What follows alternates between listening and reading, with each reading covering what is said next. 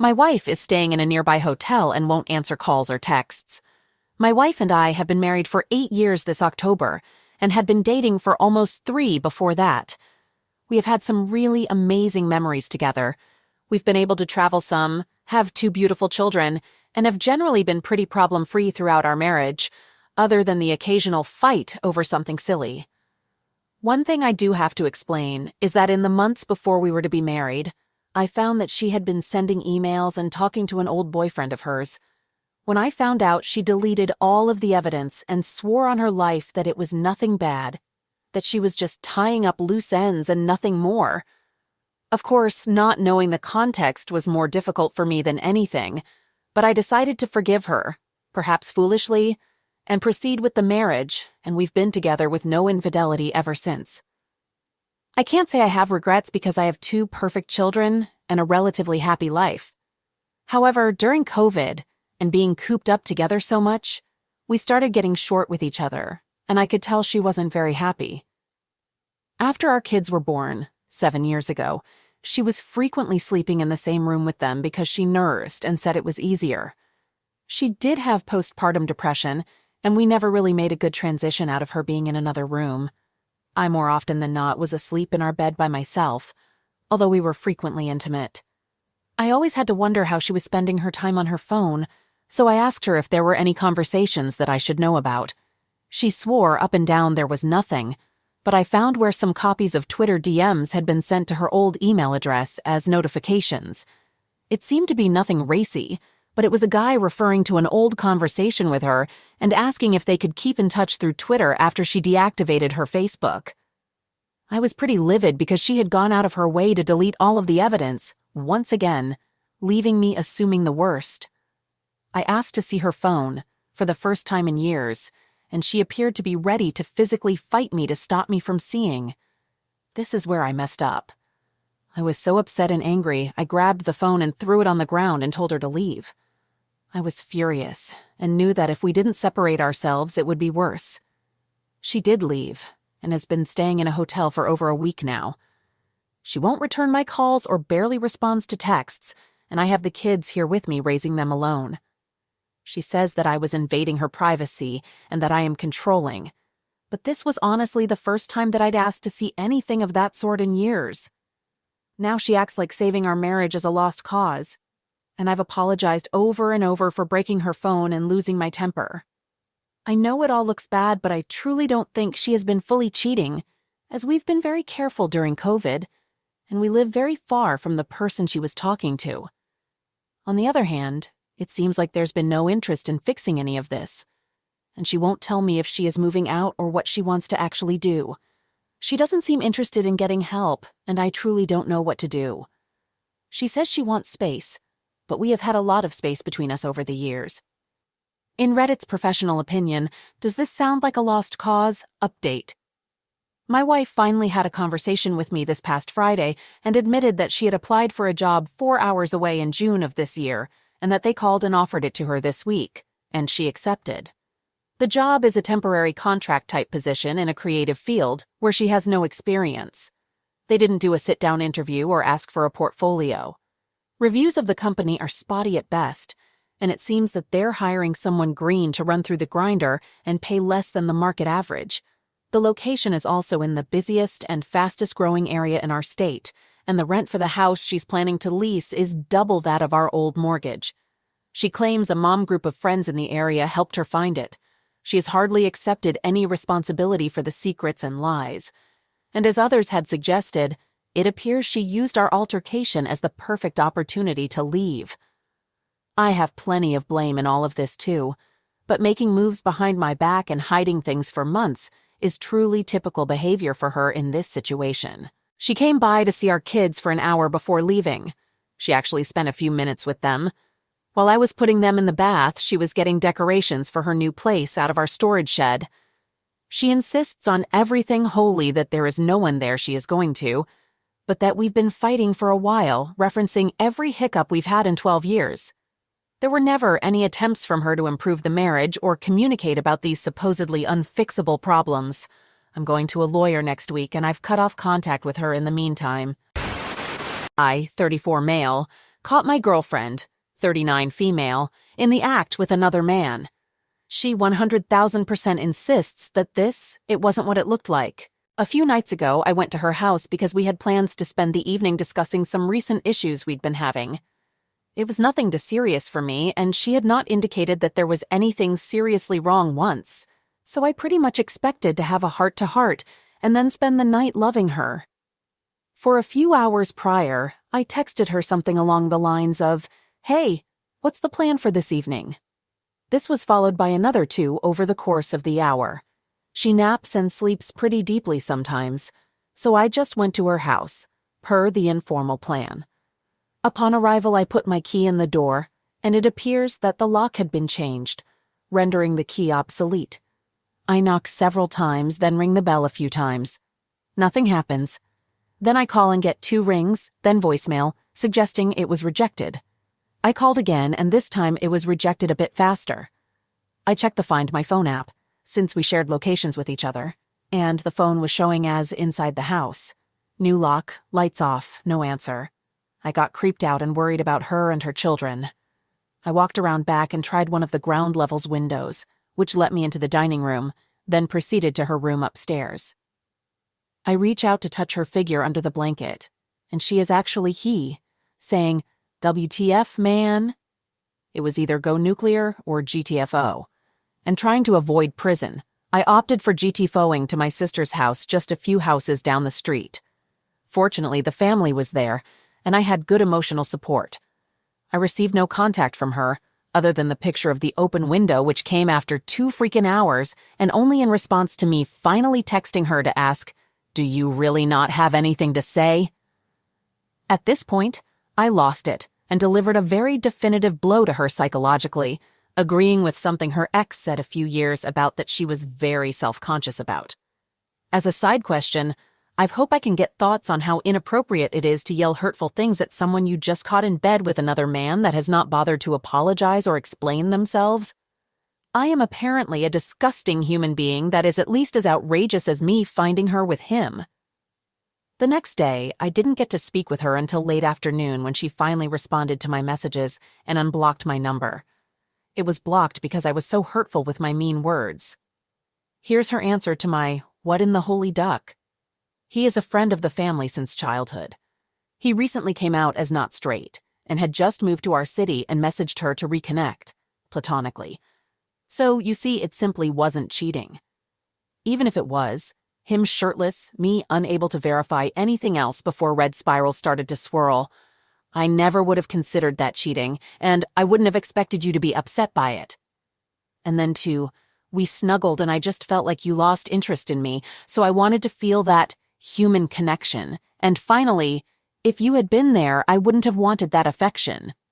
She denied he had his shirt off until I showed her a picture in her phone of him shirtless, though completely under the covers, save for his shoulders. So maybe, just maybe, she could have not known and that he took his shirt off while she slept. That's what she claims. This lack of affection, BTW, has me sleeping in her bed 3 or 4 nights per week, falling asleep on her chest with our arms wrapped around each other, for like at least an hour or 2 every night.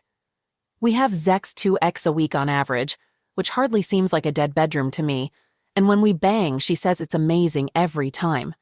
Her life is a mess. She's getting evicted, doesn't have a job, and so on. I have never judged her for this. She made some mistakes elsewhere and asked me when we got together to believe her that this is a low point in her life, for understandable reasons and mostly reasonable reasons. As we've written out the chaos of her circumstances, she has worn me out in a lot of ways. I love her for many reasons, and was totally willing to stand by her side when she's not performing how she wants to and is capable and get her back up and running. She'd tell you I'm the most positive force in her life and give her confidence. I love this woman and her kids and don't want things to be over, and I think it's allowing her to gaslight me into believing things I should know better than to believe.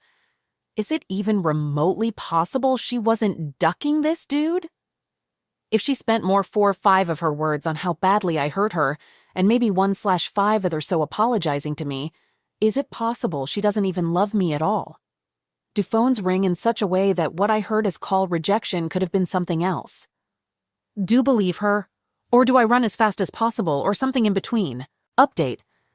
I investigated further and found out she sent 270-plus text messages to her ex-fiancé, 220 to her other ex-fiancé's brother that same month. She promised she'd never talk to the dude I found her with, but she called him in April, 2 months after I'd forgiven her and 1 hour after my 9-year son, who adores her, and I surprised her by taking her out to lunch. She also texted the aforementioned ex-fiancé a few minutes after she texted the dude I found her with. I'm 98% sure that she spoke with said loser, 41 yo and no car in STL, the following month as well. She gaslit me for months, acting as though my responding to a long time no see, how's it going, text from an ex-FWB, 2 weeks after the text was sent to me with a, life's all right, how are you? Every time I brought up her cheating, which took her a month to finally accept, met the criteria for infidelity, she brought up my single text to a friend of nearly a decade. I got her phone and did a substantial amount of research on iOS forensics.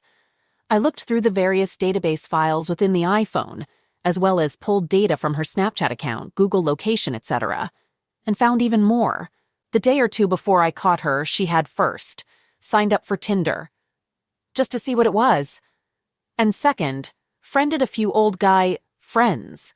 She begged me to forgive her and told me she's just been conditioned to behave that way since everyone she's been with has done that to her. Never mind her telling me before that she has been mistreated and thus knows how bad it hurts and not to do it. The dude she was with when I met her, that I was told was a roommate, left her immediately when he found out about me, and this put her into financial peril. Believing her whole spiel, I was convinced she was truly just a good person in a bad spot, something I can empathize with. I let her live with me post-eviction. I let her drive my second car rather than sell it as I wanted to. I love her kids and didn't want them to suffer, so I just dealt with it, partially out of love for the kids, partially out of love for her, partially out of some serious Stockholm syndrome, and a bit out of a misplaced sense of guilt. She moved in and trampled on my privacy, peace of mind, neighborly relations, etc. I received numerous hostile calls from the other residents of my apartment building. My landlord of 10 years called me 3 times to threaten to evict me. I pleaded with her to be quiet, and she oscillated between faux obliviousness to total indifference. I later found her texting a friend mocking my pleading for her to just be quiet at night. She got her own place a few weeks ago, and wouldn't you know it, she's really concerned about the noise level, since she too has gotten calls from neighbors and the landlord. If you're still reading, here's a bit about me. I suffer from depression, am diagnosed with bipolar disorder, though with my medication my symptoms are virtually undetectable from the outside, and have a severe abandonment complex. My mother ditched me into an orphanage at age 13. My father beat the shit out of me and put me into a psych ward as a punishment. Not at all because he thought I belonged there. He'll literally admit it to anyone that asks. My wife of 6 months left me because after 6 years a child and several years prior to our relationship being friends, she changed her mind. I'm damaged goods, you might say. I don't know how to escape this sense of wanting, if not needing her. When we're good, it feels like ecstasy. She's so sweet, affectionate, concerned for my well-being. The sex is phenomenal. Her love for me and my son feels so real. Our kids are really good friends. It feels like a real family. I suppose it's the family I wish I had with my ex-wife or maybe as a kid. Pathetic, eh? For whatever reason, I'm still with her. She begs for forgiveness, then literally repeats the precise same actions every single time. I ask her to do something like, please, for the love of God, and the 800th time since you've known me, do not duck with my desk. Literally every other week I have to explain for an hour or so that she has done it again, added or removed it from my desk. At the end of the soul-crushing convo, she acts like she totally gets it, the very simple instruction, do not touch my desk or anything on it. It inevitably happens again the next week. I tell her I need sleep, having slept no more than an hour the night prior, in between working my 2 jobs, and she leaves the room so I can nap, only to be back in 15 minutes, waking me up, to tell me something that doesn't have a single aspect of time sensitivity to it. I could go on, but it'd just be more of the same stupid shit. I'm pathetic for staying with her. I literally don't understand my own behavior.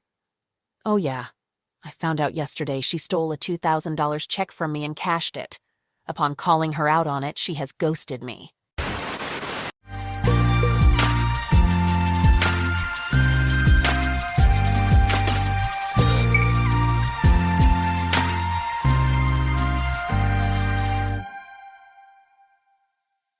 All right, everyone's presentations are done. Nick, the manager, said as he tried to move the discussion forward. Excuse me, I haven't. I recently found out something. Nick interrupted me and began to speak. There's apparently someone in this department who didn't graduate high school and is just a part-timer. Meetings should be for employees only. Absolutely right. His lackey, Mike, of course, agreed with Nick. I'm leaving. After leaving the meeting room, I started to shut down my computer.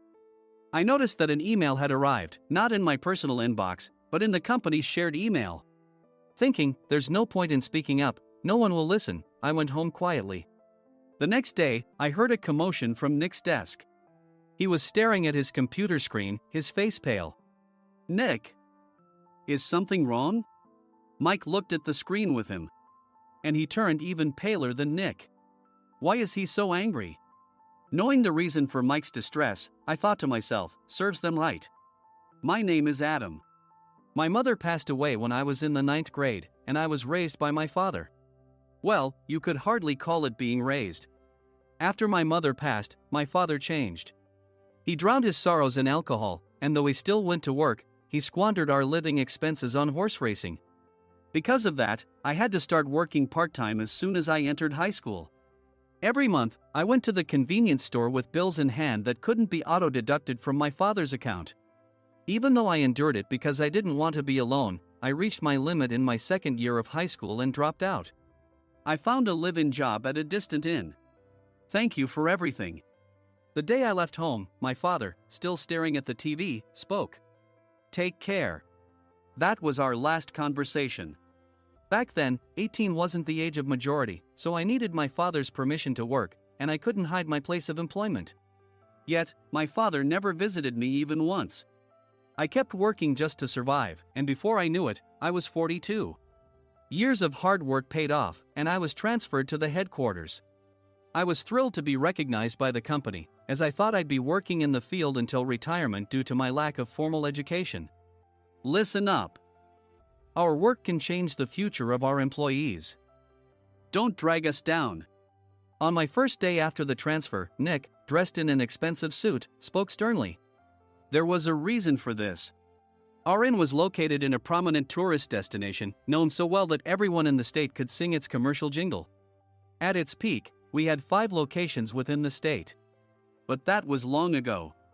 Due to financial difficulties and aging facilities, only the place where I had worked for many years and the original establishment remained. I was prepared to lose my job anytime, but now there was a glimmer of hope. With the rise of social media, the tourist area where the inn was located started gaining attention again. Depending on how hard the sales department, where I was transferred, worked, we could either thrive or be forced to give up this prime location to the new hotel chains continuously popping up. For Nick, who had switched careers from another industry to strengthen our sales, this was a battle he couldn't afford to lose. I understood why he had to be strict. I will do my best. Nick sneered at my enthusiastic declaration. Did you not hear what I said? I'm sorry. I thought I was listening carefully. Out of habit from years of customer service, I apologized reflexively, though I had no idea what had offended him. Someone was watching me with a smirk. In this department, there are those who are expected to excel and those who have been shoved here because they have nowhere else to go. You are the latter. It was Mike, the section chief. He's 7 years younger, at 35. But he was called to headquarters much earlier than I was and had been moving around within the headquarters ever since. I'm not jealous, but I can't accept that he's my boss. Graduating from a prestigious university, he has an unusually high pride and caused many problems as a newbie, making things very difficult for me when I was the front desk leader. When I found out Mike was transferred to the sales department a month before me, I was disheartened. Mike is right. With just a middle school diploma, there's not much you can do. Don't even think about achieving results. As if I didn't exist, Nick remarked, "I'm thirsty." Mike eagerly ran to the coffee maker. It seems Mike is Nick's lackey. I regretted being happy about my transfer to headquarters, wishing I had stayed on site forever. Send a direct mail to every company on this list by the end of the day. Nick only assigned me tasks that even a new graduate could handle. What? There are over 1,000 companies. You want me to send to all of them by today? Yes, if you and your fellow misfits split the work, even those with nowhere else to go should finish by today. I glanced at the employees typing away expressionlessly. They were worn out from customer service, only thinking about leaving on time, or were women reassigned after having children. With zero motivation for work. Even Sam, a new graduate from the same university as Mike, who was supposed to be among the expected achievers, had no enthusiasm for the job. Having joined the company wanting to do customer service. I don't care what they say, I plan to quit anytime, he said. Only Nick and Mike were highly motivated, making all the decisions between the two of them. I originally only wanted to work at the inn to survive and had no particular attachment to this job. I swallowed my words, thinking I had no right to reprimand them. About a month after the transfer, Nick told us with a frustrated look. To commemorate the 50th anniversary, we've decided to create a plan exclusive for one group per day. Originally, Mike and I were supposed to come up with it, but our president, Mr. Thompson, insists on hearing everyone's opinions. So, you all get a chance. As Nick explained, Mike began handing out prints. Make sure not to embarrass Nick. If your ideas are half-baked, you'll have to redo them. It seemed that they had printed his handwritten notes by Mr. Thompson, which included several questions and a section for free responses. It made sense why Nick had to seek our input, given that all responses had to be submitted to Mr. Thompson. We were given a week to think about it, and a meeting was scheduled to compile our ideas. My plan is to let guests enjoy both the old and modern America. Nick began the presentations. Guests would watch a master confectioner at a nearby traditional sweet shop make sweets in front of them. The welcome drink would be premium tea in a bottle. Nick's plan was certainly attractive. After his presentation, Nick called on us to present in the order we were seated.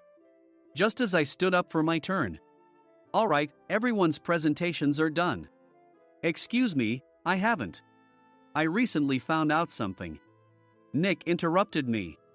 There's someone in this department who didn't graduate high school and is just a part-timer.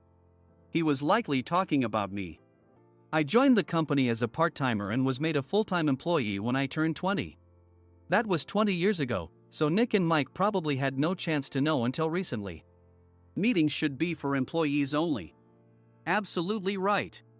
After that, Nick kept creating opportunities to solicit everyone's opinions, purposefully excluding me from speaking. The meeting unexpectedly heated up and went past the scheduled end time. A few people asked to leave, and the discussion continued with the remaining few. Still here? Normally, you'd leave in that situation. Though I had no attachment to the job initially, hearing kind words from customers made me want to make them happier. For someone like me, with nowhere to go, the inn was my home and customer service was my life. I felt pathetic about my current self. I'm leaving. I left the conference room and started shutting down my computer. I noticed an email had arrived, not in my personal inbox, but in the company's shared email. Thinking no one would listen to what I had to say anyway, I quietly went home. The next day, while preparing the DM as instructed, I heard a commotion from Nick's desk. In his haste to stand up, he hit his knee on the desk. He stared at his computer screen, his face pale. Nick! What's wrong? Mike, thinking he should be the first to rush over, approached Nick while still wearing his coat. He peered at the screen with Nick. And he turned even paler than Nick. Why is he so angry? Who is responsible for this company? Nick, more irritated than ever, asked, and Mike answered without checking. Probably Sam. Sam wasn't there because he was attending a morning training session for new hires. Nick gave up on getting angry and returned his gaze to the screen. They were looking at an email that arrived right after the end of the working day yesterday. Apparently, no one, including me, had checked it before leaving. The email was from a large company that used us for their annual employee trips.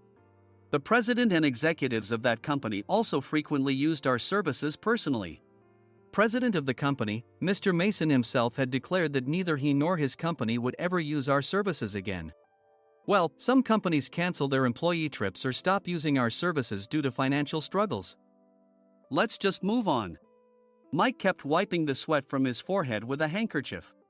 Knowing why Mike was so agitated, I quietly watched their interaction. Do you know how much revenue we get from that company? We can find other guests to fill the rooms, but we'll lose the banquet costs, gift shop revenue, rental car fees, and more. Moreover, the gifts were supposed to be prepared by the traditional confectionery shop involved in Nick's proposed plan. If it's known that we incurred such a huge loss at this critical time, Nick's position in the company would be jeopardized.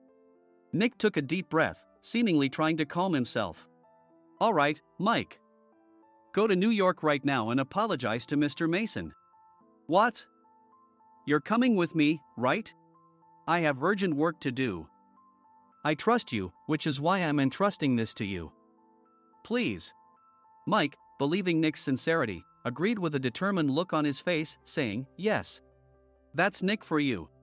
Even if Mike went to apologize, Nick would shift all the blame onto him if the client didn't change their mind. Well, it was Mike's fault to begin with, so it served him right. About 3 hours later, Sam answered a call from somewhere and repeatedly apologized, saying, I'm very sorry. Everyone watched to see what was happening. After ending the call, he informed Nick with a weary tone. When Mike arrived at the client's company, he only made things worse, further infuriating Mr. Mason. He was demanding, get his boss here immediately. It was no wonder Sam was exhausted, dealing with such a call right after returning from training. What is that idiot doing? All right, Adam, you're coming with me. If sacrificing Mike didn't work, then I must be next. Normally, I'd want to refuse at all costs, but I saw an opportunity in this situation. If I can be of assistance, I'd be happy to join you. I obediently followed Nick, and we flew to New York. When we introduced ourselves at the reception, it became clear how serious the situation was. As the receptionist personally escorted us to the president's office. Angry voices leaked through the door, making both Nick and me uneasy. Excuse me. I'm Nick, the supervisor. I understand my subordinate has caused you trouble, and I deeply apologize. Nick, with his experience in the corporate world, knew enough to offer an apology before excuses. However, his customer service skills left much to be desired. I sighed as I saw Mike trembling like a small dog in the corner of the room. What kind of training are you giving your subordinates? Mr. Mason glared at Nick with a red face. The intensity of his gaze made even Nick take a step back. Regrettably, I joined this company only 2 years ago and was unaware of Mike's issues. I should have identified his shortcomings sooner. Indeed. I should have realized sooner. No sensible person would come to apologize and then give a lengthy presentation on the drawbacks of not using their in. Nick froze, his mouth slightly open. Suspecting the worst, I picked up the documents that had fallen to the floor. It seemed Mike hastily prepared these documents on the plane, listing the disadvantages. Disadvantage 1: if you change the venue for the company trip, employees might suspect it's for cost-cutting reasons, leading to a negative impression. Reading it aloud half-jokingly, Nick snatched the papers from my hand and checked the contents with a furious expression. Among the stack of documents was a receipt from a nearby convenience store's copy machine. I felt a pang of dread, hoping he hadn't shown the receipt as well. What do you think he said when I asked what kind of nerve he had to do this? I'm very sorry. Faced with the dire situation, Nick must have thought there was nothing left to do but apologize. In a voice smaller than I'd ever heard from him, he uttered words of apology. He said, I'm a Harvard graduate. I don't believe I said anything wrong. Mike. What have you done? Forgetting his plan to pin the blame on Mike, Nick yelled loudly, even in front of Mr. Mason. I didn't do anything wrong. You're still saying that? Look at him. Mike pointed at me with a shaking hand. I was assigned to headquarters in my 20s and now I'm a section chief. This guy only made it to headquarters at 42. Everything I've done proves I was right. So why are we losing the contract? Having said his piece, Mike collapsed to the floor. Of course. You were sent there because you had nowhere else to go. Mike never expected to hear such words from someone he looked down upon. He lunged at me, and Nick hurriedly stepped in to stop him. Mr. Thompson told me Mike is a quick thinker, and to take good care of him. There's no way he was pushed aside. Don't make things worse here. He didn't say quick thinker, he said only quick-witted, didn't he?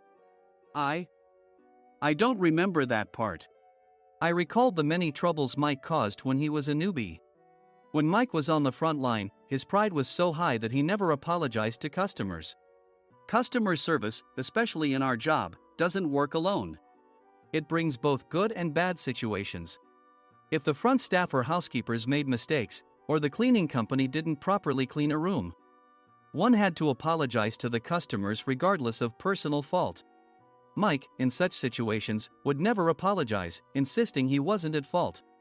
This often angered customers, and as the front desk leader, I frequently had to apologize on his behalf. He caused complaints and disrupted operations, which is why he was quickly moved to headquarters. In departments where he didn't interact directly with customers, his quick thinking was beneficial and things went well. But it seemed his flaws were starting to show. Corporate reservations are supposed to be entered into the system by the sales representative. But a quick check yesterday revealed that more than 10 items were missing from the client's reservation. The handover document clearly stated what needed to be prepared. Why didn't you enter it into the system? Why do we have to give them special treatment? Filling rooms near the banquet hall, setting up all the food in advance. Specifying the brand of wine, they're too demanding. No wonder he always angered customers, I thought, feeling a headache coming on. Grouping them in rooms near the banquet hall is for our benefit too. It makes it easier for the staff to set up beds and serve breakfast since everyone's schedule is synchronized. As for the other requests, Mr. Mason suggested them to lighten our load. I didn't know that. Nick finally seemed to realize that Mike was the one who had angered the client. What did you say to them? I just told them we wouldn't give them special treatment anymore. We shouldn't waste effort on things that don't bring in money. I was utterly exasperated at his lack of understanding of customer service. Of course, we shouldn't comply with unreasonable demands. But carrying over successful practices from past stays makes customers feel remembered and enhances their experience. Good memories encourage repeat visits. That's part of our job. I looked down at Mike, who was sitting on the floor. In our job, nothing is a waste. Mr. Thompson likely moved you to the sales department, hoping you'd finally understand this. How do you think he feels now that you failed to meet his expectations? Mike, tears in his eyes, fled the president's office. I was amazed he still hadn't apologized. You have it tough, Adam. It's okay, we're all employees of the same company. I deeply apologize for this disrespectful incident. Especially after all the care you've shown us. If it weren't for you, Adam, I really would have stopped staying here. When I heard you were moving to the sales department, I was willing to reconsider if you handled it. Seeing us talk so amicably, Nick's face contorted. Do you two know each other? Adam's service is excellent. I always requested him specifically. Normally, we don't accept specific staff requests, but we made an exception for Mr. Mason, adjusting my shifts accordingly. He had personally stayed at our hotel just before my transfer, and during casual conversation, I mentioned, I'm moving to the sales department soon. If I hadn't told him then, things could have been much worse. Please continue to take care of us. I look forward to it. On the return flight, Nick awkwardly offered me a can of beer. It's still working hours. Of course, I had no intention of forgiving him for a single beer.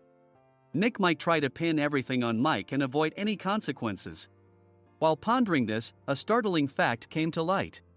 Nick, the tea bottles for the plan have arrived. I handed Nick a bottle labeled with our inn's name. They look good. What are you talking about? These are plastic bottles. I had assumed we would use the trendy, high-end bottling tea. But what arrived were ordinary plastic bottles of tea with customized labels. The only unique aspect was the label, which had the inn's name, making it look customized. Upon further investigation, I discovered that a substantial amount of money was set to be paid to the tea company. It was priced like bottling tea. Does this plastic bottle really cost $100 each? The tea inside is specially blended for us. The extra cost is for that. Wouldn't it be better to use another tea company? Or is there a specific reason we must use this one? As Nick continued to make excuses, I showed him a printed email. I informed the tea company's president, Mr. Mitchell, that we discovered irregular payments and he confessed. He said you two were high school classmates and planned to split the extra money. That idiot. Why did he confess? That's not important. You should worry about yourself, this could turn into a police matter. Opening the bottle cap, I suggested. How about calming down with this tea? It supposedly has a relaxing effect. Nick drank the tea frantically. In the following days, decisions were made about their fates. Mike was reassigned to the General Affairs Department, with no chance of transfer or promotion, as per Mr. Thompson's orders. As for Nick, since the payment to the tea company hadn't yet been made, he narrowly avoided legal trouble. Instead, he was encouraged to leave the company, and to avoid further complications, Nick submitted his resignation. Rumor has it that connections between HR departments have made it difficult for him to find new employment. Even though it was good to have those two gone, something unexpected happened in the sales department. Everyone became motivated and united in refining the 50th anniversary plan. In the end, my plan was adopted. We collaborated with the Tourist Information Center to provide personalized guides.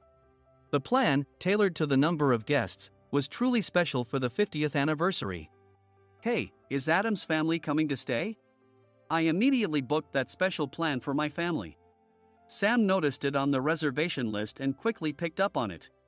Yes, I'm inviting my father. That's great. I might invite my parents too. I lacked the courage to face my father just as Adam. But here, with the confidence Mr. Mason praised, I felt ready. The 50th anniversary plan was a perfect opportunity to reconnect with my father. I hoped to bring back the days when we could laugh together as we once did.